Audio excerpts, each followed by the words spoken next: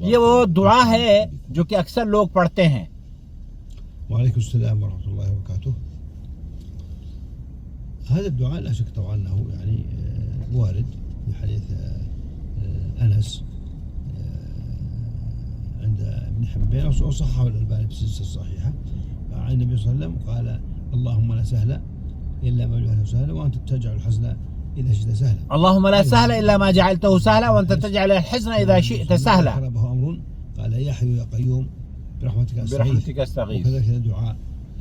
تو یہ ادعیہ ہے. شیخ یہ فرما رہے ہیں کہ یہ دعا علامہ البانی نے اسے صحیح قرار دیا ہے. ابن حبان نے اس سے مروی ہے. حضرت انس سے غالباً یہ مروی ہے. الإشكال ليس هذا. الإشكال هو أن بعض الناس يوزع الأدعية يقول هذه عند الإجابة وهذه قبل الإجابة وهذه إذا استعصى عليك سؤال هذا غير صحيح.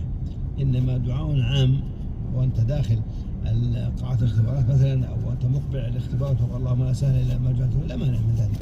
لیکن أن تعتقد أو توزعها على الأسئلة. ہاں یہ شیخ نے بہت اہم بات بتائی ہے کہ اصل میں ان دعاؤں کو جو یہ باور کرایا جاتا ہے کہ آپ فلانے کام کرنے سے پہلے اس کو کریں. امتحان میں جا رہے ہیں تو امتحان میں جانے سے پہلے اس کو پڑھیں. ہاسپٹل میں جا رہے ہیں کوئی کام رکا ہوا ہے تو کوئی کام رکے ہوئے سے پہلے اس کو پڑھیں تو کام ہو جائے گا.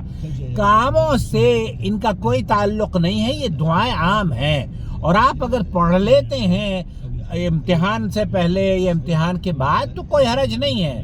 لیکن انہیں وظائف بنا کر فلانے کام میں آسانی ہو جائے گی اور یہ عشق اور معشوقہ کا جوڑا جوڑ دیں اور بہت سارے ذکر و اذکار تو ہمارے یہاں صوفیہ نے بنائے ہوئے ہیں تو ان سے بچیں.